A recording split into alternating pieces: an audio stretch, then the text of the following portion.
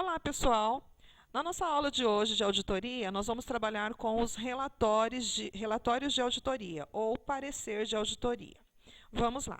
Como vimos nos aspectos conceituais anteriormente, nós vimos que, ao se proceder uma auditoria, o profissional ele vai fazer o quê? A verificação, a análise e a avaliação de determinada empresa, com o objetivo de formalizar a sua opinião, e essa opinião ela vai ser formalizada mediante o quê? Um parecer da auditoria, tá? Que é o que nós chamamos de relatório de auditoria. Esses relatórios, em 2016, sofreram algumas mudanças, tá? Algumas adequações que foram feitas em função do quê? Da internacionalização da contabilidade no Brasil, tá? Então, foram feitas para se adequar ao Conselho Federal de Contabilidade, tá? Então, vocês podem até encontrar diversos materiais anteriores a 2016, mas o que vale agora é o que preconiza a norma técnica a 701, tá? Que fala sobre a comunicação dos principais assuntos da auditoria e o relatório do auditor independente. Tá. O que mudou com relação ao que se fazia antes em termos de relatório de auditoria? Tá? Essas mudanças ocorreram principalmente com relação à exigência da inclusão, né, neste relatório, dos principais assuntos da auditoria, tá? Em que os auditores terão que expressar em detalhes a situação que foi encontrada na empresa que foi verificada. Um outro ponto fundamental com a mudança que ocorreu é que o auditor ele deve reportar-se aos conselhos de governança da organização quais foram as dificuldades que ele encontrou durante os exames, tá? E as áreas que ele encontrou de risco mais significativo, com o intuito do quê? De melhor analisar e identificar os possíveis equívocos, né, com relação aos procedimentos que foram adotados pela companhia. Em termos de mudança, a principal mudança que ocorreu foi com relação à estrutura do relatório. Tá? Então, mudou primeiro o layout. Tá? Agora, o parágrafo da opinião do auditor, ela passou a ser apresentada no início do relatório. Antes, o que a gente encontrava era todo o detalhamento da auditoria, as contas que foram verificadas, os resultados que foram encontrados e, ao final, líamos a opinião do auditor. Hoje não. Hoje preconiza a norma técnica que o primeiro que deve aparecer é a opinião do auditor. Depois, os principais assuntos da auditoria. Então, nesse relatório, o auditor ele deve relatar quais foram os principais assuntos que foram auditados. Um outro ponto seria a responsabilidade da administração. Então, deixa-se um parágrafo para que se possa descrever as responsabilidades da administração com relação às informações, né? Isso deve ser mais detalhado. Além de que assumir a responsabilidade já constante no relatório atual, a entidade ela deve declarar que ela é responsável pela avaliação da continuidade operacional da empresa ou não, certo? Então, esta informação deve ser evidenciada de forma bem clara no relatório, ou seja, no parecer do auditor. Com relação à responsabilidade dos auditores independentes, tá?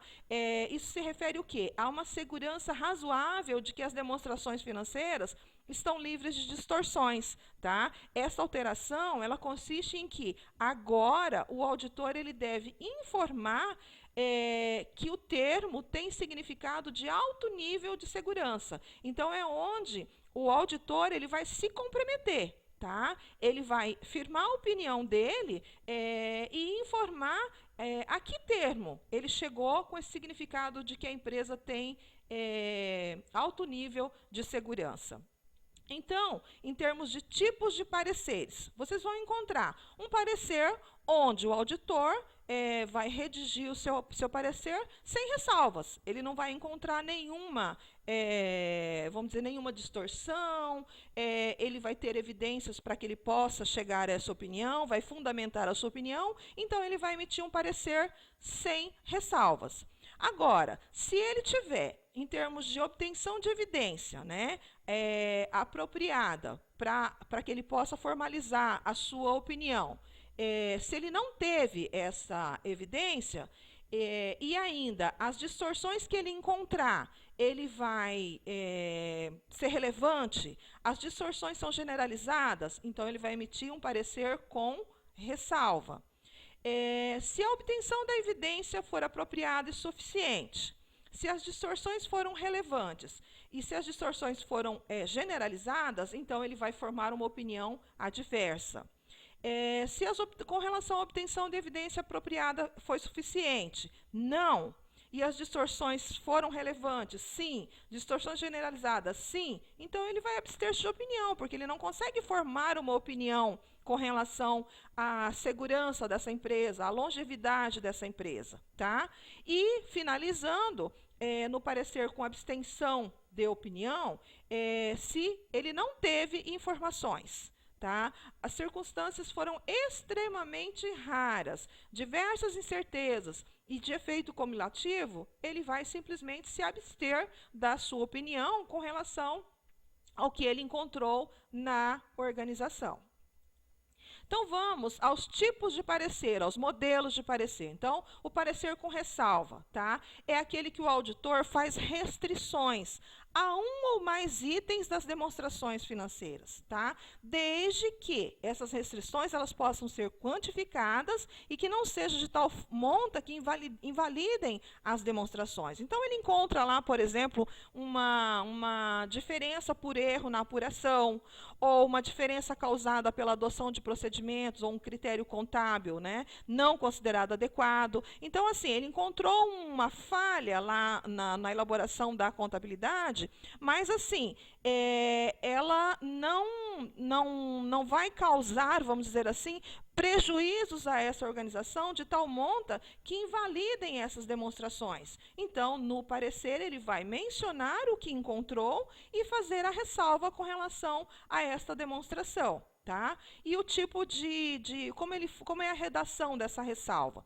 Então, ele vai emitir, né? Na redação da ressalva é recomendado os seguintes termos, né? Com ressalva, ressalvando, exceto quanto, com exceção de, ou expressões similares. Tá?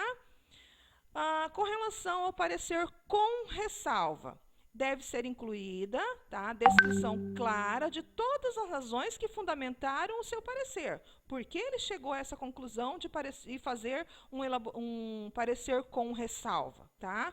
E, se praticável, a quantificação dos efeitos sobre as demonstrações. Então, se for possível, ele deve quantificar quais os efeitos do fato que ele encontrou que o levou a elaborar um parecer com ressalva. Então, eu sugiro que no material de apoio, vocês olhem o parecer da Bombril, que eu anexei para vocês, que nós temos lá a elaboração de um parecer com ressalva.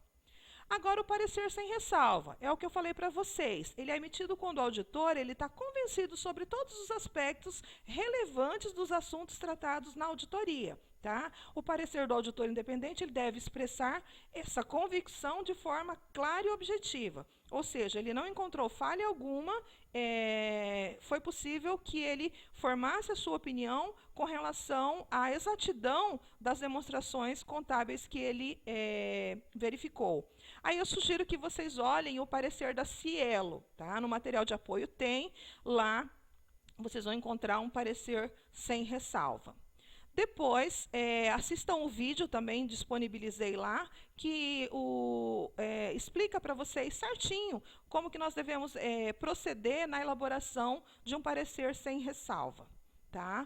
O parecer adverso, tá? O que significa isso? Quando o auditor ele verifica a existência de efeitos que que isoladamente ou conjugadamente for de tal relevância que comprometam o conjunto das demonstrações. Ou seja, pessoal, quando ele encontrar distorções nas demonstrações contábeis, tá, que comprometam o conjunto, tá, das demonstrações. Então, ele deve emitir esse parecer adverso.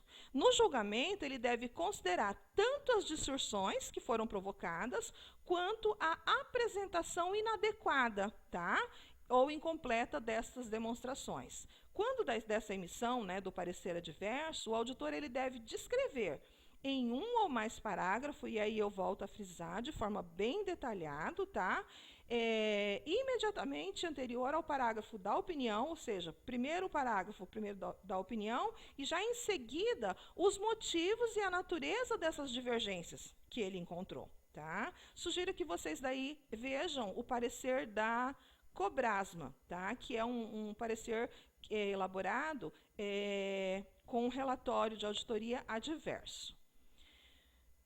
O parecer com abstenção de opinião é quando o auditor ele não consegue obter informações, comprovações suficientes para fundamentar a sua opinião, tá? Sobre as demonstrações financeiras que foram avaliadas. Ele deve declarar que está impossibilitado de apresentar a sua opinião, tá? Sobre essas demonstrações. Como regra geral, essa impossibilidade de expressar a opinião é resultante de alguns aspectos. Quais seriam esses aspectos? A limitação que foi imposta ao objetivo do exame, a existência de fatos que afetem de forma considerável a posição patrimonial e financeira dos resultados das operações e a existência da incerteza substancial em relação ao montante de algum item, impedindo que o auditor consiga formar a sua opinião sobre as demonstrações contábeis, ok? Aí, com relação a um parecer com abstenção de opinião, sugiro a vocês que olhem também no material de apoio o parecer da MMX Mineração. Pessoal, o que eu tinha para vocês em termos de parecer de auditoria era isso. Sugiro que revisem o material, assistam os vídeos que foram disponibilizados e realizem a atividade. Até a próxima!